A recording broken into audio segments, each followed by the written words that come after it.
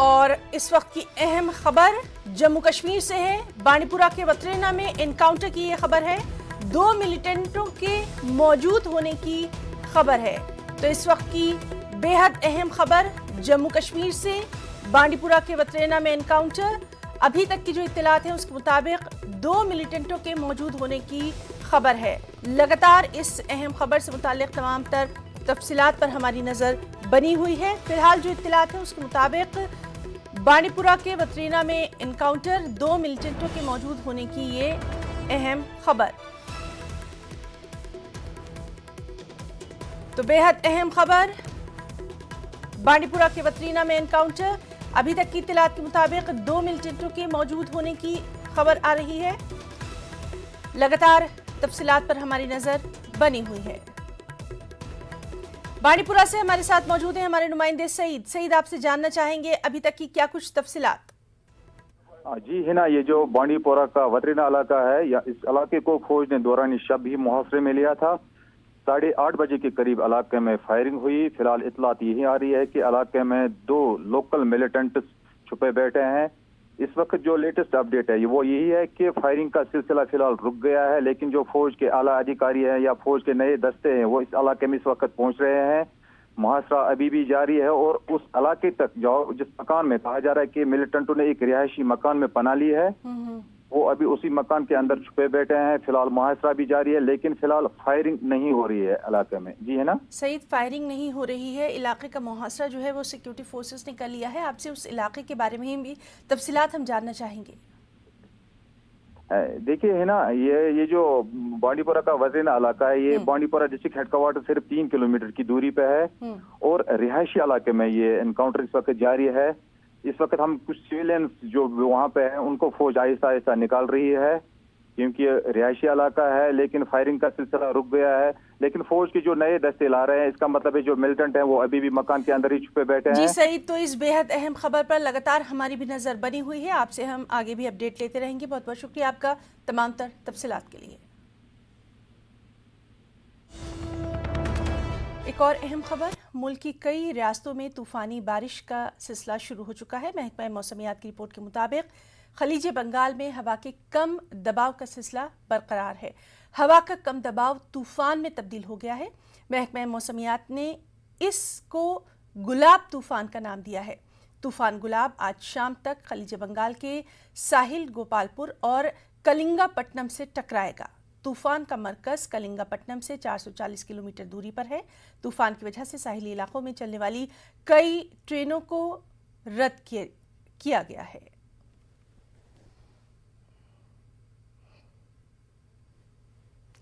नाज़रीन, 24 सितंबर को यूपीएससी के रिजल्ट का ऐलान किया गया और इस नताइज की खास बात इस बार ये भी रही कि 2 बहनों ने न सिर्फ अपने ख्वाबों को शर्मिंदा ताबीर किया, बल्कि इस जुहद में तैयारी कर रहे लोगों को उम्मीद की रोशनी भी दिखाई।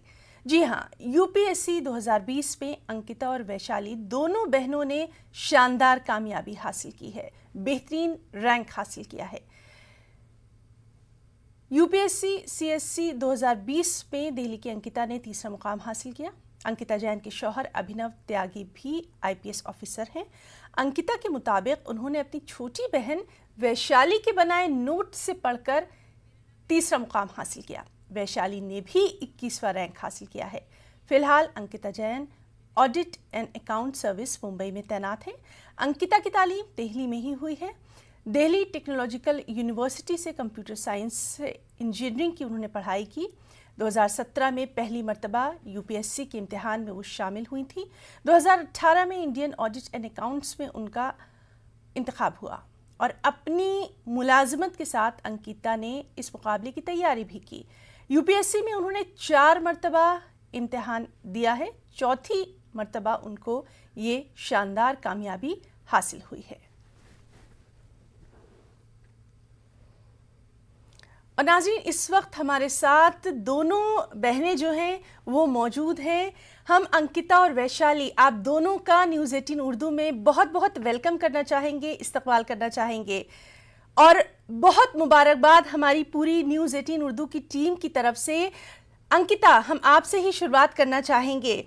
भाई आप दोनों बहनों ने वो मुहावरा बिल्कुल सच कर दिया कि जैन साहब की तो दोनों बेटियां एक रोशनी की तरह से हैं। अपने माँ बाप का नाम आपने बहुत रोशन किया है। कहाँ से आपको इतना इंस्पिरेशन मिला, Ankita? Thank you so much Heena madam. Inspiration मुझे मेरे पेरेंट्स से ही मिला है। शुरू से ही मेरे पेरेंट्स ने मुझे एनकरेज करा था और फिर मैंने और अपने दोस्तों को पढ़ते हुए देखा और मैंने इस एग्जाम के बारे में जाना कि एग्जाम है क्या और आपको क्या अपॉर्चुनिटीज मिलती है। तो यही से सब इंस्पिरेशन मिली है। जी अंकिता, और वैशाली आपको भी बहुत बहुत मुबारक हो। और वैशाली, हम आपसे भी जानना चाहेंगे कि लड़कियां, हमने भी देखा है, हमने भी पढ़ाई करी है कि अक्सर एग्जाम्स में लड़कियां ही बाजी मारती हैं, लेकिन ये जो इम्तिहान है लाखों लोग इसमें शरीक होते हैं। सबसे अहम बात यह है कि रैंक हासिल करना अपने आप में एक बड़ा चैलेंज है। वैशाली, या एकेडमिकली अच्छी बाजी मारती हैं, क्योंकि जब मौका मिलता है तो वो मौका को पूरा यूटिलाइज करती हैं। और ये वाला एग्ज़ाम ऐसा है कि इसमें आपका सिर्फ मेहनत नहीं है जो कि आपको यहाँ पहुँचा देगी। बहुत दुआएं लगती हैं, बहुत ज़्यादा पॉजिटिविटी लगती है। आपको अपने आप को पॉजिटिव और मोटिवेटेड रखना होता है थ्रू आउट। तो इन सब चीज़ों में मुझे ऐसा लगता है कि काफ़ी चीज़ें ऐसी हैं जो कि वर्क कर गई हैं, पूरा यूनिवर्स ने सिंक किया है इस मुकाम पे पहुंचाने के लिए। बिल्कुल बिल्कुल। और वैशाली, हम आपसे भी जानना चाहेंगे और कि स्ट्रैटेजी इसमें बहुत ज़रूरी है, क्योंकि जो लोग आपको देख रहे हैं, और जाहिर सी बात है न सिर्फ हिंदुस्तान बल्कि हिंदुस्तान से बाहर के भी बहुत सारे लोग आपको देख रहे हैं, हमारी हिंदुस्तान की बेटियों को आज देख रहे हैं। तो आपके ज़रिए हम उन तमाम लोगों के लिए, ख़ास तौर पर उन लड़कियों के लिए जो कि इस तरह के बड़े एग्ज़ाम में बैठना चाहती हैं, उनके लिए हम आपसे जानना चाहेंगे कि पढ़ाई तो सभी करते हैं, स्ट्रैटेजी जो है वो क्या होनी चाहिए? किस तरह से, मतलब स्मार्टली पढ़ना चाहिए या सिर्फ पढ़ते रहना चाहिए? वैशाली, मैं इसमें कहूंगी कि आप बीच का रास्ता चुनिए, आप डायरेक्शन लीजिए, क्योंकि इवेंचुअली सिर्फ मेहनत से नहीं होगा। आपको देखना होगा कि आप सही डायरेक्शन में चल रहे हैं या नहीं चल रहे हैं, और उस चीज में सिलेबस बहुत ज्यादा हेल्प करता है इस एग्जाम में। आप सिलेबस से रेफर करते रहिए। आप अगर कोई न्यूज़ पढ़ रहे हैं न्यूज़पेपर से, तो आप देखिए कि सिलेबस के किस पार्ट से वो रिलेट होता है, और उस वाले पार्ट को इस तरीके से आपकी इंटरलिंकेजेस डेवलप होंगी इस सब्जेक्ट्स में, और वो इस एग्जाम में बहुत हेल्प करता है। और एक दूसरी चीज़ है जो सबसे ज़्यादा इम्पोर्टेंट है, वो है आपका टाइम मैनेजमेंट। आप किस तरीके से टाइम मैनेज करते हैं थ्रू आउट द ईयर, क्योंकि आपको हर स्टेज पे अलग तरीके से टाइम मैनेज करना है।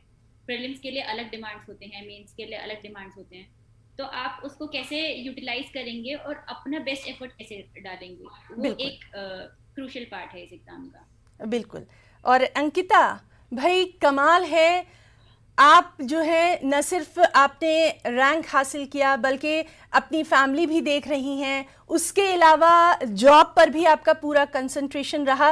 तो उन तमाम लोगों के लिए आप शानदार मिसाल हैं जो कि वक्त की कमी की शिकायत करते हैं। हम भी कई बार कहते हैं कि भाई वक्त नहीं मिला, 24 घंटे में से कुछ और घंटे हमें मिल जाते, लेकिन आपने ये पूरी तरह से साबित कर दिया है कि अगर आप किसी चीज को पाना चाहते हैं तो उसके लिए आपको कोई, आपकी जो मेहनत है, आपका हार्डवर्क है और पूरी ईमानदारी के साथ उस तरफ बढ़ना बहुत जरूरी है।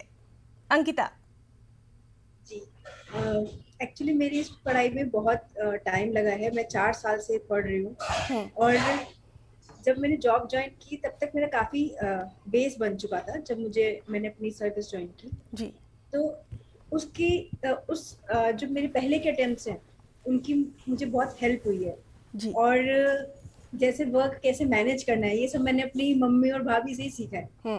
तो वो लोग बहुत अच्छे से सब कुछ मैनेज करते हैं। उन लोगों ने मुझे मेरी कामों में बहुत हेल्प करी है।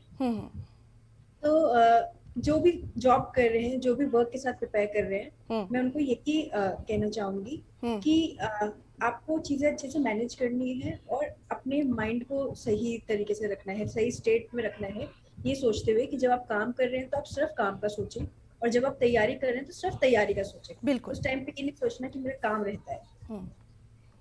बिल्कुल। और अंकिता, एक और बहुत अच्छी बात मैंने कहीं देखी कि कोऑपरेशन जो है वो बहुत ज़्यादा ज़रूरी है। दोनों बहनों में कोई कंपटीशन नहीं था, कोऑपरेशन था। आपने खुद कहीं ये बात कही है और बहुत अच्छा लग रहा है। आपके चेहरे की चमक, आपके आंखों की जो चमक है वो बता रही है कि जिस तरह से आपने वैशाली के नोट से पूरी मदद हासिल की, यकीनन हम सब के लिए ये बहुत ही इंस्पिरेशनल है। जी, मुझे बहुत लोगों ने इस अचीवमेंट में मेरी इस अचीवमेंट के लिए बहुत लोगों ने मुझे सहयोग दिया है। मैं अपने आप को पूरा क्रेडिट कभी नहीं दूंगी। मेरे माता पिता हुए, मेरी सिस्टर हुई, मैंने उसके नोट से पढ़ा है। मेरे हस्बैंड, जब हमारी शादी नहीं हुई थी, हम तब साथ में पढ़ रहे थे। मेरी शादी अभी 2 महीने पहले हुई है। जी जी। तब मैंने उनके नोट से पढ़ा है। मेरे फ्रेंड्स हैं, मैंने उनके नोट से भी पढ़ा है, उन्होंने मुझे पढ़ाया है। तो बहुत लोगों ने मुझे बहुत गाइड कराया और बहुत हेल्प करी है इस अचीवमेंट के लिए। बिल्कुल बिल्कुल अंकिता, आप सही कह रही हैं कि सभी का इसमें साथ बहुत ज़रूरी है। वैशाली, आपसे भी हम जानना चाहेंगे कि सिविल सर्विसेज की जो तैयारी कर रहे हैं हमारे जो स्टूडेंट्स हैं या जो आगे बढ़ना चाहते हैं या इस तरह के बड़े एग्ज़ाम की जो तैयारी कर रहे हैं, उनके लिए आप क्या कुछ सजेशन देना चाहेंगी, क्या कुछ उनको टिप्स देना चाहेंगी? वैशाली। मैं उन्हें सबसे पहले ये बोलना चाहूँगी कि आप खुद पे विश्वास रखिए। जी। आप कर लेंगे। आप खुद को दूसरों से कंपेयर मत कीजिए। आप ये मत देखिए कि उनका 2 अटेम्प्ट में हो गया या 3 अटेम्प्ट में होता है। हम सबकी अपनी एक जर्नी होती है जो हमें खुद तय करनी है। तो आप खुद पे सबसे पहले विश्वास रखिए। दूसरा है, आप अपने आसपास उन लोगों को रखिए जो आपको मोटिवेट करते हैं, राइट एनवायरनमेंट प्रोवाइड करते हैं। और आप खुश रहिए, अच्छे मेंटल स्टेट में रहिए और ये मत सोचिए कि आज मुझे इतना घंटा पढ़ना है, आज मुझे इतना घंटा पढ़ना है। आप ये सोचिए कि आज का दिन है, पूरा हमारे हाथ में है और उसमें से मैक्सिमम निकालना है। तो वो एक सेटिस्फैक्शन देगा, प्रोक्रेस्टिनेशन नहीं आएगा और आप अगले दिन और जोश से उठ के पढ़ पाएंगे। इसी तरीके से आपकी कंसिस्टेंसी बिल्ड होगी। बहुत खूब वैशाली, और आपसे हम ये भी जानना चाहेंगे कि पढ़ते तो हम सभी हैं, कंपटीशन भी सब देते हैं, लेकिन अपने मुल्क के लिए, अपने देश के लिए कुछ करने का जो जज्बा है वो यकीनन कहीं ना कहीं आपको यहाँ तक लेकर आया है। क्या करना चाहेंगी भारत के लिए, हिंदुस्तान के लिए? मैम, सबसे पहले तो जिस भी कैपेसिटी में काम करेंगे अपना 100% देना चाहेंगे और ये चाहेंगे कि एक सुकून की, चैन की नींद हो, सेटिस्फैक्शन हो कि आज कुछ करके आए हैं, कुछ अच्छा किया है, किसी के चेहरे पे स्माइल लाए हैं। मेरा जो स्पेशल फोकस रहेगा वो विमेन और चाइल्ड डेवलपमेंट पे रहेगा, क्योंकि वो एक ऐसा सेक्टर है जो लैक कर रहा है। चाइल्ड हमारा फ्यूचर है, हमारे देश का फ्यूचर है। अगर उसको नहीं संवारा तो देश नहीं संवरेगा। बहुत खूब। और हमारी जो महिलाएं हैं उसमें हेल्थ इश्यूज बहुत है। 50% से ज्यादा हमारी महिलाएं एनेमिक हैं। जब स्वस्थ नहीं होंगी तो आप उनको कैसे बताएंगे कि आप में सेल्फ एस्टीम होना चाहिए, सेल्फ वर्थ होना चाहिए, आप काबिल हैं, आप विश्वास तो रखिए, आप कदम तो लीजिए। तो वो एक चीज है जो मुझे हमेशा लगता है कि हाँ, होना चाहिए और मैं चाहूंगी कि मुझे अपॉर्चुनिटी मिले कि मैं इस फील्ड में काम करूं। बहुत खूब। और अंकिता, आपसे भी हम जानना चाहेंगे अपने देश के लिए, अपने मुल्क के लिए, यहाँ के लोगों के लिए क्या कुछ करना चाहेंगी, क्योंकि आपको इस वक्त करोड़ों लोग देख रहे हैं, करोड़ों लोग आपके लिए दुआएं भी मांग रहे हैं कि ये दोनों जो लड़कियां हैं, हिंदुस्तान की बेटियां हैं, ये बहुत आगे जाएं। अंकिता।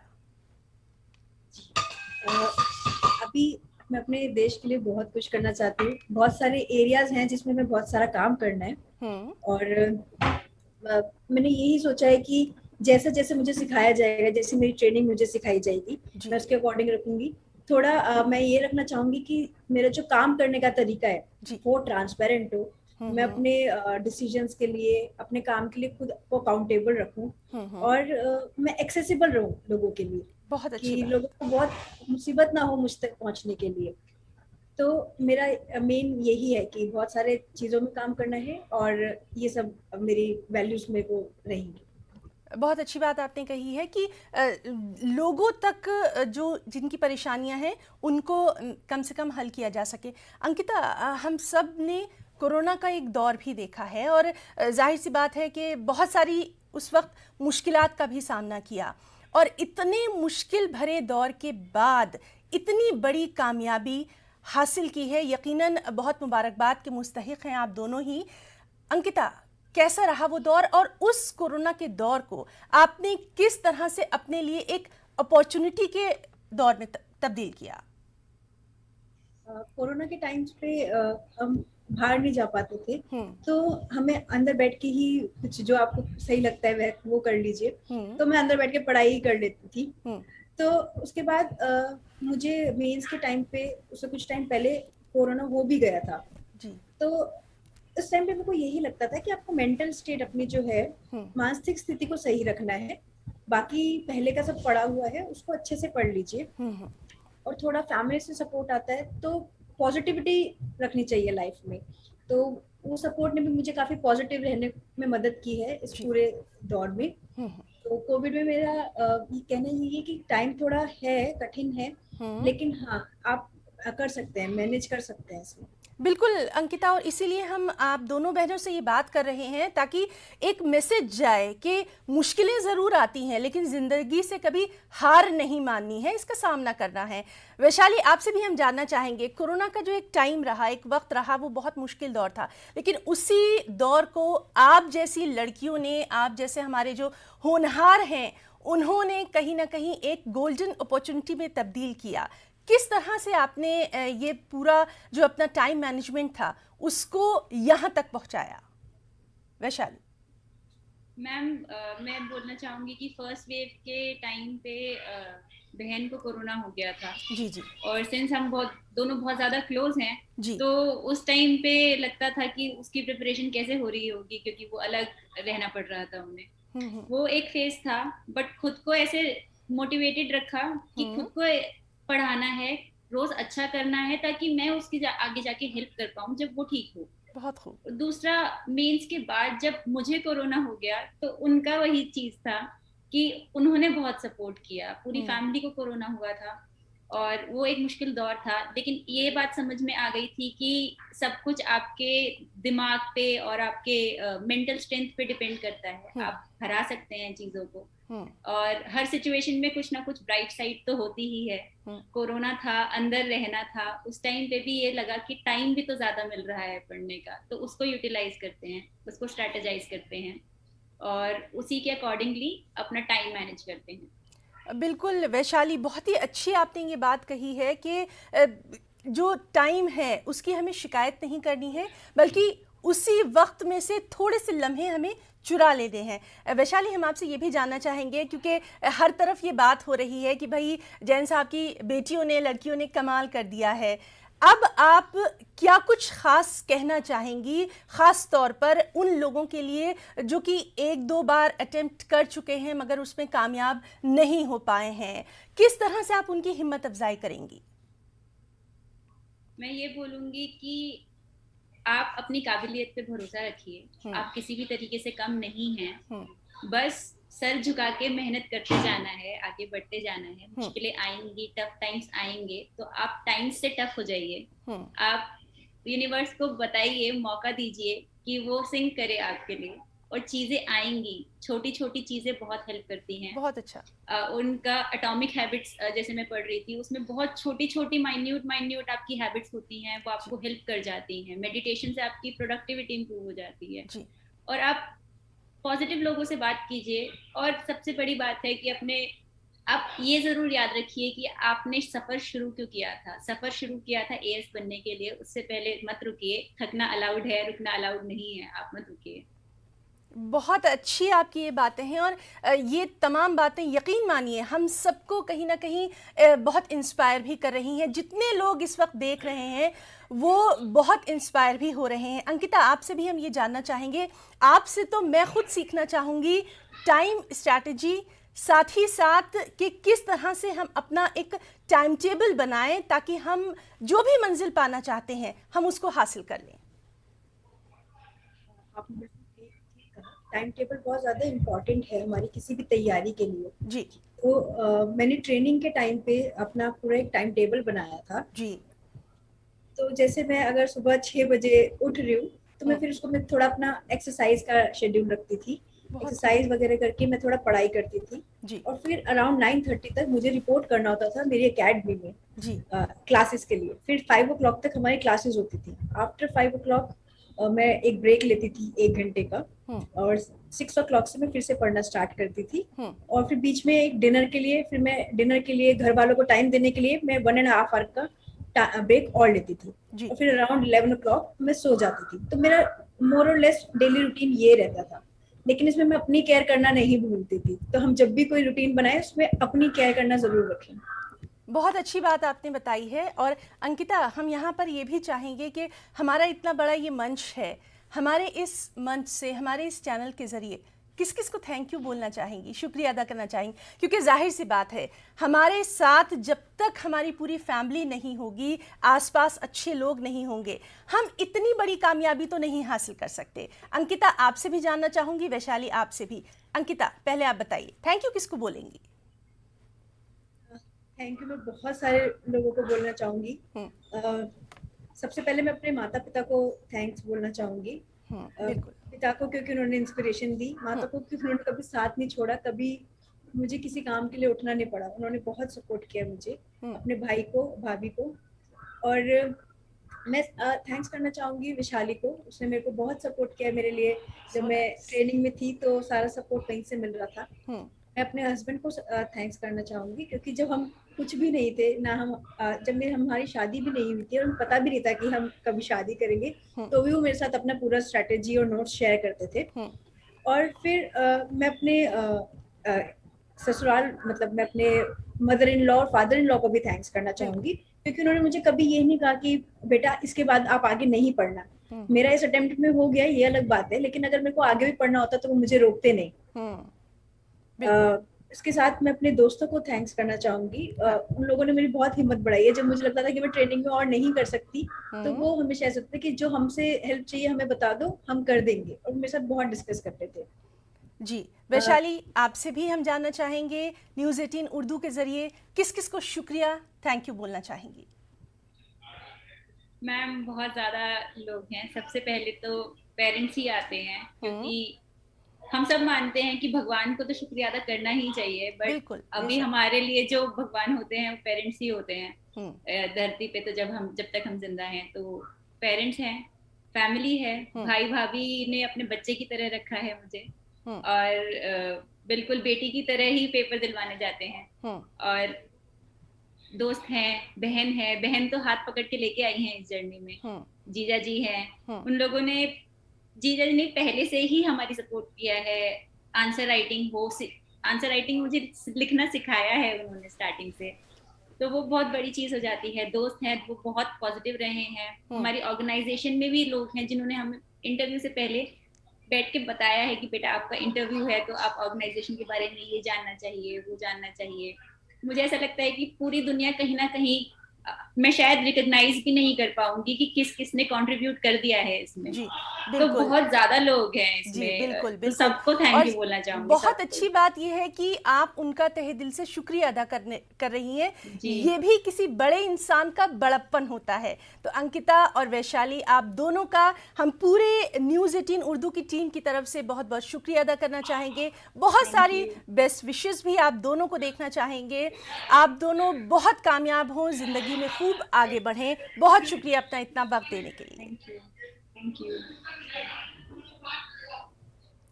माया साबले 12 साल से सफाई से मुताल्लिक़ गैर मुनज़्ज़म शोबे में काम कर रही हैं। वो नालों की सफाई का काम करती थी। इस काम में रोज़ी रोटी चलाने की गुंजाइश नहीं थी। उनके हालात भी काफ़ी ख़राब थे। इस बीच माया ने बेहतर रोज़गार की तलाश करने की कोशिश की, लेकिन तालीम से दूरी की वजह से उन्हें काफ़ी मुश्किलों का सामना करना पड़ा। इस जद्दोजहद के बीच माया को औरंगाबाद में वाक़े वर्ल्ड टॉयलेट कॉलेज के बारे में जानने का मौका मिला और उनकी ज़िंदगी की कहानी बदल गई।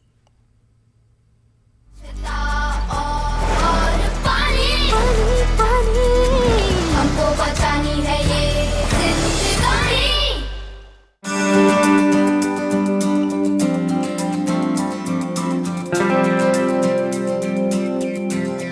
नमस्कार, माझं नाव माया राजू साबळे आहे। मेरा नाम माया राजू साबले है।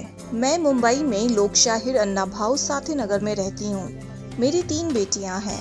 मेरे पति हमें तब छोड़ गए जब हमारी सबसे छोटी बेटी सिर्फ 8 महीने की थी। मैंने अपनी बेटियों को पाला पोसा और पढ़ाया लिखाया। उसके लिए मैंने लोगों के घर पर 2-3 साल तक बाइक का काम किया, परंतु वह काम हमारी आजीविका के लिए व्यवहार स्रोत नहीं था। मग मी छोटं मोठं काम करत होते, धुणं भांड्याचं काम मी 2-3 वर्ष केलं। त्यातून मला काही म्हणजे व्यवस्था माझी होत नव्हती। मुकेश वाकरे साहब वर्ल्ड टॉयलेट कॉलेज के मुकेश वाकरे ने मुझे सलाह दी कि मैं इंस्टीट्यूशन से 6 दिन ट्रेनिंग प्राप्त करूं और देखूं कि मुझे कैसा लगता है। वर्ल्ड टॉयलेटचं त्यांनी मला सर्टिफिकेट दिलं आणि मग मला बोलले बघा हे सर्टिफिकेट तुम्हाला जर भेटलं। एक प्रशिक्षित स्वच्छता कार्यकर्ता बनने के बाद आदिनाथ और मुकेश वाकरे साहब ने मुझे आश्वासन दिया कि वे मुझे अपना सहयोग देंगे। अब मेरे पास दफ्तर में एक सफाई कर्मचारी की नौकरी है, मेरे पास एक अच्छी पगार है, मैं और मेरा परिवार अब सुखी हैं। करता तिथून मला चांगली पेमेंट वगैरे सर्व काही मिळत राहिले आणि मी माझा परिवार वगैरे आता एकदम सुखात आहोत। हीच माझी इच्छा आहे की बस आता इथं मग मेरी आशा है कि मेरी बेटियां उच्च शिक्षा प्राप्त करें, एक अच्छी नौकरी करें और एक शक्तिशाली और स्वतंत्र महिला बने। उभं राहिलं पाहिजे, हेच माझे स्वप्न आहे।